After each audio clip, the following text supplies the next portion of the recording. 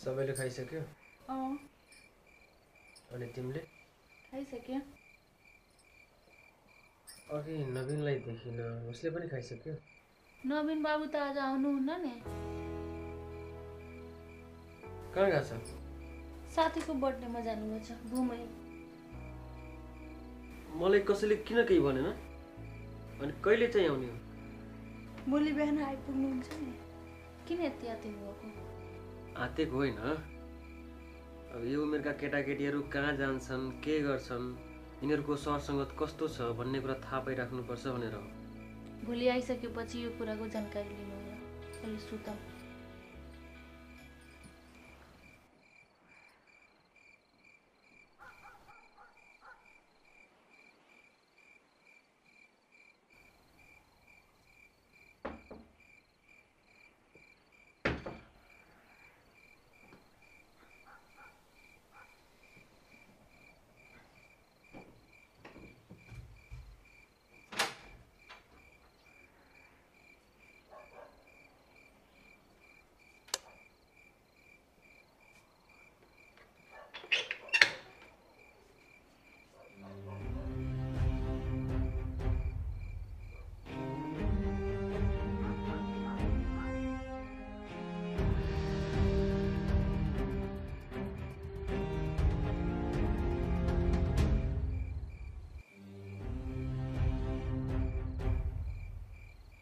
सबैभन्दा पहिला त तिमीहरूको उमेर यस्तो कलिलो छ, बिहेको बारेमा सोच्नै मिल्दैन। नोकालाइदेऊ। अहिले आवाज बाहिर गयो भने बेकारमा आमाबाले डिस्टर्ब हुन्छ।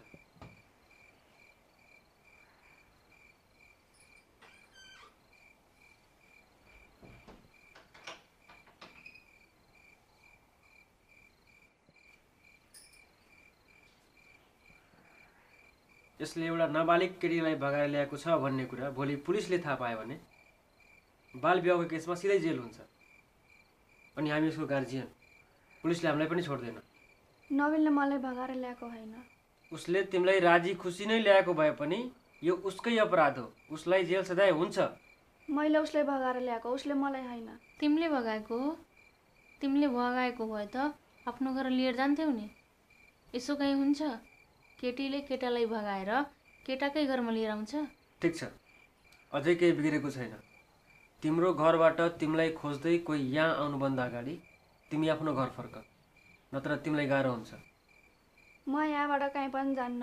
यहाँ बस्यो भने कमसेकम जिउँदो त रहन्छु। किन घरमा बस्यो भने के हुन्छ? मेरो घर गाउँमा छ। मेरो परिवार एकदमै गरिब छ। मलाई पाल्न र पढाउन लेखाउन सक्दैन। त्यसैले मलाई पढाइदिन्छ र पाल्छु भनेर एकजना साहुले मलाई आफ्नो बजारको घरमा राखेको छ। मलाई दिनमा पिट्थ्यो, हातपात गर्थ्यो, पढ्न भने कहिल्यै जानै दिन्न। अनि फर्केर घर किन नगएको त? भागेर 2-3 चोटि घर पनि गएको। पढ्न नचाहेर बहाना बनाउँदै आएको भन्दै पिट्न थाले। साहु आएर फेरि त्यही घरमा लग्यो। दाइ मलाई आफ्नै घरमा राख्नु। मलाई यहाँबाट कतै नपठाइदिनु। के गरेको? यसरी हुँदैन नि। यसरी हुँदैन। यो एकदमै संवेदनशील कुरा हो। तीमाथि अपराध गर्नेले सजाय पाउँछ। लैजाऊ।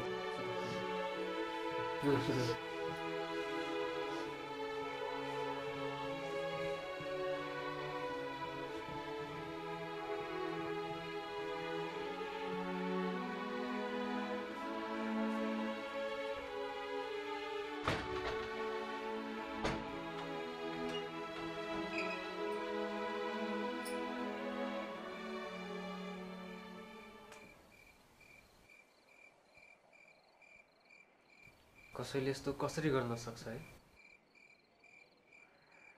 भोलि गएर पुलिसमा रिपोर्ट गर्नै पर्छ। केटीले आफ्नो कुरा भन्दै गर्दा महसुस त मलाई पनि भयो।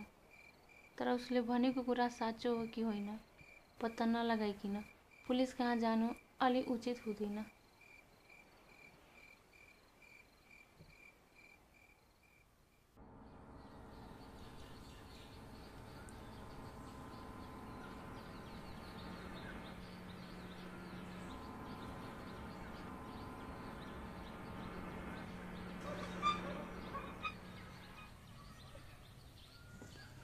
भयो है।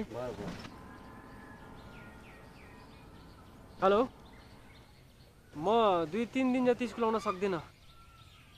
म अलिक अर्जेन्ट कामले बाहिर निस्केको छु। ल ल हुन्छ।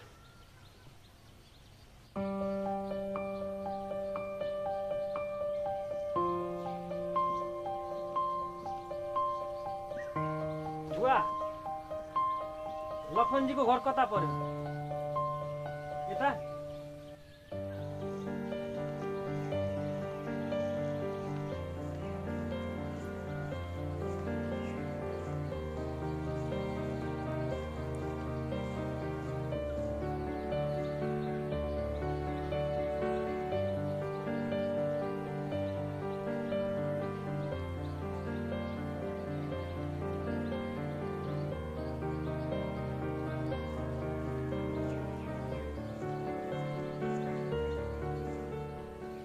सुन्नुहोस् न, यो लखनजीको घर कता पर्यो?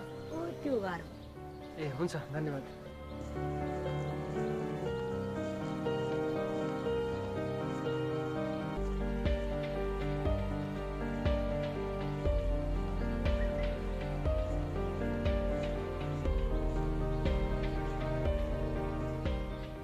नमस्ते।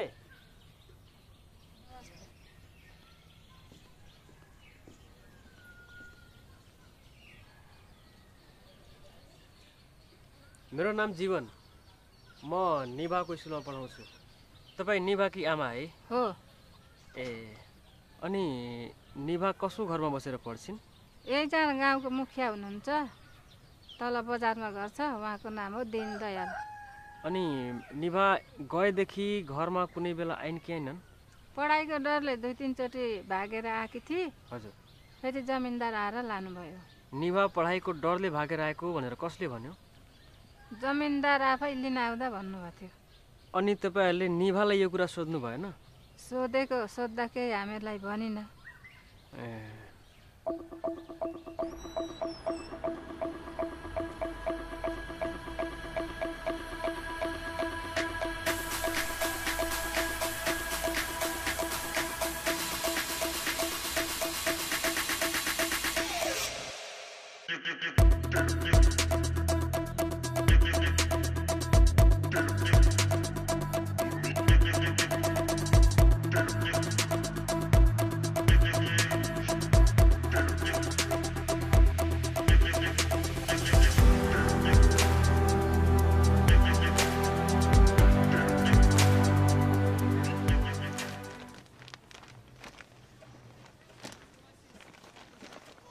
दाइ सुन्नुहोस् न। हजुर। यो किराना पसलको साउजीको नाम के हो? यो हजुर। दीनदयाल। उहाँको परिवारमा कतिजना बस्नुहुन्छ थाहा छ तपाईँलाई? बुढाबुढी 2 जना बस्छन्। एउटा गाउँबाट फुच्ची पनि लाछन्, तर 2-3 दिनदेखि त्यो फुच्चीलाई देखे छैन। किन, के भयो?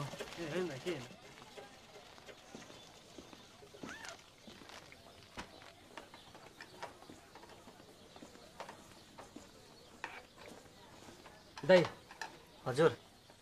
यो किराना पसलको साउजी कस्तो मान्छे हो? भन्नाले तपाईँसँग व्यवहार कस्तो छ? अलि ठिक छैन। हो र? हजुर। किन? ऊ मान्छे नै ठिक छैन।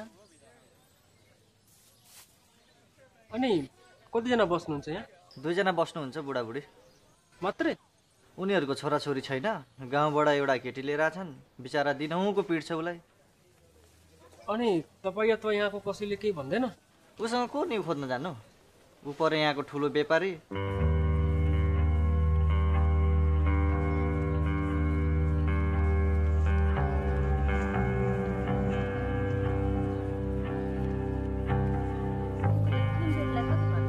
यसलाई 30 रुपियाँ दिन्छ।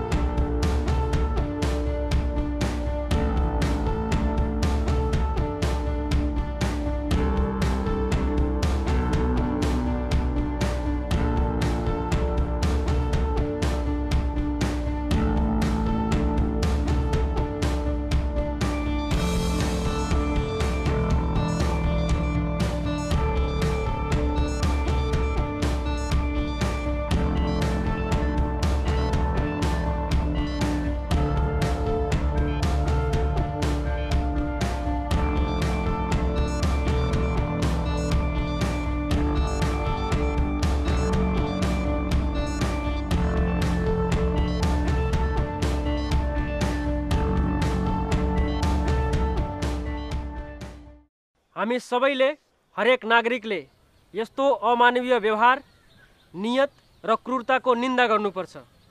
अपराधीलाई कडाभन्दा कडा सजाय दिलाइदिएर एक किशोरीलाई न्याय दिलाइदिनु हुन म हाम्रो नगरपालिका नगर उपप्रमुखज्यूलाई अपिल गर्न चाहन्छु। धन्यवाद। धन्यवाद जीवन सर। जीवन सरले भने जस्तै यो घटनाको बारेमा थाहा पाएदेखि म एकदमै चिन्तित भएकी छु। खासमा हामी जस्तो समाजमा बाँच्न चाहन्छौँ त्यस्तो समाज हामी आफैले बनाउनु पर्छ र त्यो समाज भौतिक संरचना ठड्याएर मात्रै बन्दैन, न त स्थानीय सरकार र सुरक्षाकर्मी खटेरै बन्छ र एकजना मात्रै जीवन सर भएर पनि हाम्रो समाज बन्दैन। यसको लागि हरेक मान्छेले आफ्नो स्तरबाट पहल गर्नुपर्छ र हरेक मान्छे असल नागरिक र सभ्य मानव बन्नुपर्छ। जबसम्म हामी शिक्षित हुँदैनौँ, संवेदनशील हुँदैनौँ, नैतिक मर्यादित हुँदैनौँ, तबसम्म हामीले चाहेको समाज बन्दैन। आज हाम्रो अगाडि भएको निवा बहिनीसँगको घटनाले म अत्यन्तै विचलित भएकी छु।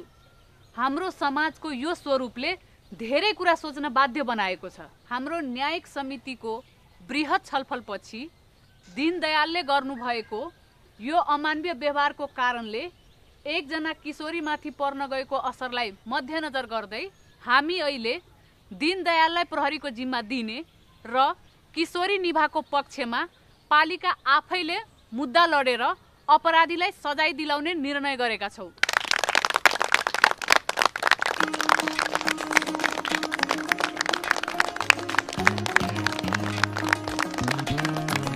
र अर्को महत्त्वपूर्ण कुरा, हाम्रो नगरपालिकाले शिक्षालाई सबैभन्दा बढी महत्त्व दिँदै आइरहेको र हरेक नागरिक शिक्षित हुनुपर्छ भन्ने उद्देश्यलाई मध्यनजर गर्दै हाम्रो बर्दघाट नगरपालिकाले जेहेन्दार, विपन्न, दलित विद्यार्थीहरूको लागि नगर प्रमुख छात्रवृत्ति कोषको स्थापना गरेको छ।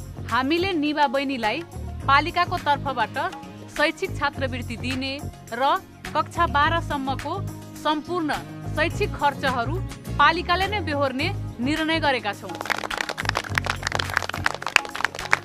दीनदयाल र उनकी श्रीमतीलाई प्रहरीको जिम्मा लगाउँदै म एउटै कुरा भन्न चाहन्छु, समाजमा यस्तो अमानवीय व्यवहार नगरौँ, नगर्न दिउँ र कहीँ कतै कसैबाट भएको खण्डमा चुप लागेर नबसौँ।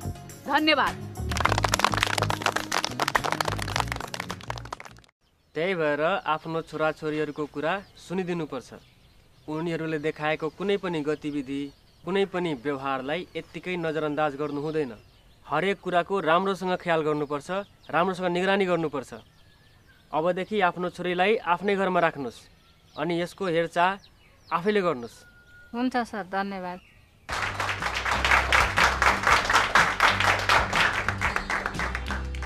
यो उत्साह, यो उमङ्ग के को लागि हो?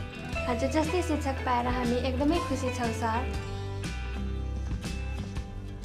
तपाईँ एउटा विद्यार्थीको जीवन जोगाउनु भयो। तपाईँ हाम्रो लागि ठुलो इन्सपिरेसन हुनुहुन्छ सर।